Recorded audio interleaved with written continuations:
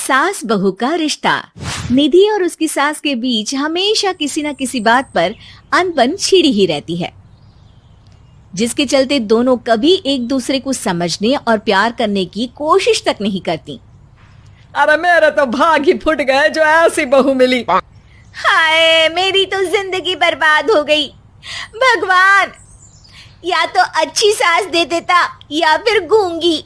इन्हें मेरे सिर बिठाकर कौन से जन्म का बदला ले रहे हैं भगवान। क्या बोली? वही जो आपने सुना। इतनी बड़ी हो गई कि सास से जुबान लड़ाती है। अरे यही सीख कर आई है क्या मायके से? अरे नहीं नहीं, उसके लिए तो ससुराल ही काफी है।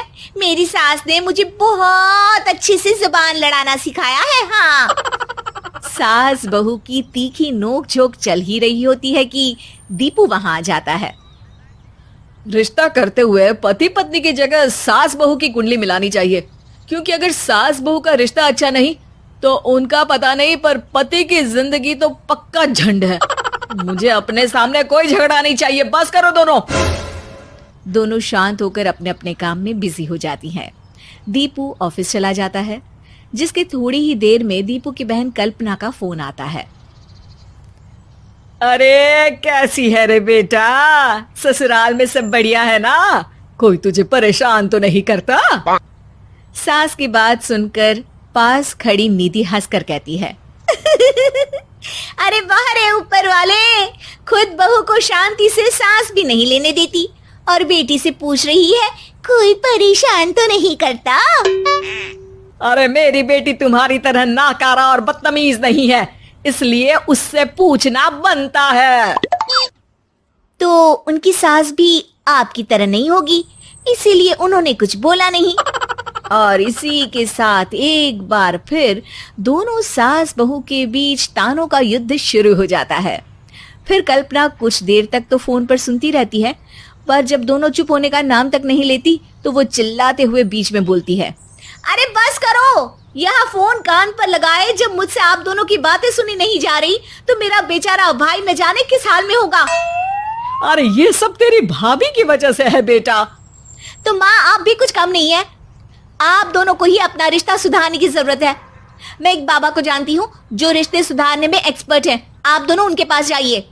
ना जी ना, मैं ऐसे ढोंगी बाबा में नहीं मानती। देखा, कहा था ना। अरे ये तो हमारे घर में शांति चाहती ही नहीं है। भाभी, एक बार ट्राई करके तो देख लो। इस पर निधि मान जाती है और अगले ही दिन दीपू के ऑफिस जाने के बाद दोनों बाबा के पास पहुंच जाती हैं। सास बहू के बीच रिश्ता कुछ ज्यादा खास नहीं है।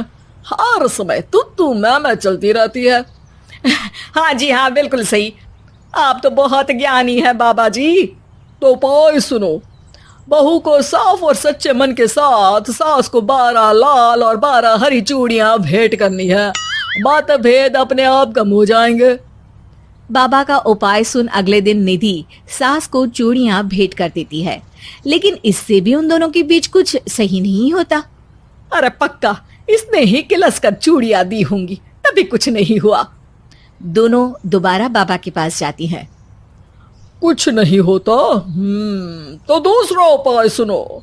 सुबह सूरज निकलने से पहले ही घर की सफाई कर सारा कूड़ा घर से बाहर कर ठंडे पानी से स्नान करना है। इससे दोनों के बीच रिश्ते अच्छे हो जाएंगे। अरे इतनी जल्दी मम्मी जी ही उठ सकती हैं? ये आपको ही करना पड़ेगा। मैं अकेली तो लड़ाइयाँ नहीं करती ना।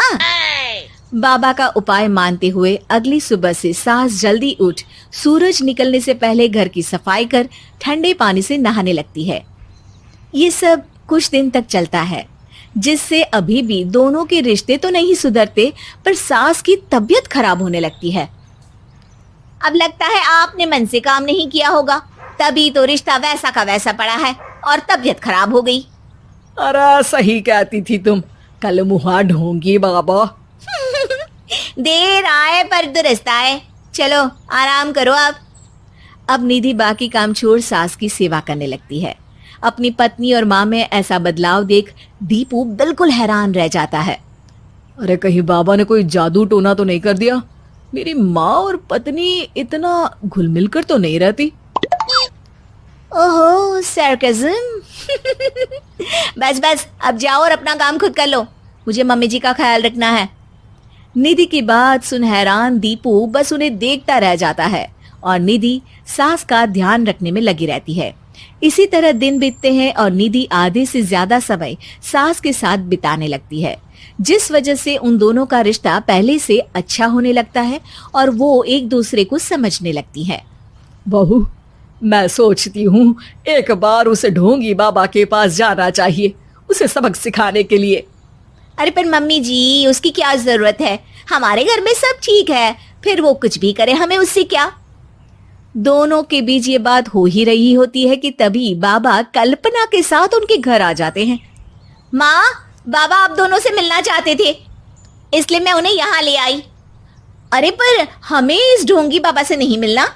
हाँ, मेरी बहू बिल्कुल सही कह रही है। जो कुछ समय पहले एक दूसरे को मारने को चलती थी, आज एक ही लय में बात कर रही है। आपको अपने रिश्ते के लिए किसी बाबा के नहीं, अपने आप की जरूरत होती है। रिश्ता सुधारने के लिए जरूरी है कि सास बहू को अपनी बेटी और बहू सास को अपनी माँ जैसा समझे और प्यार दे।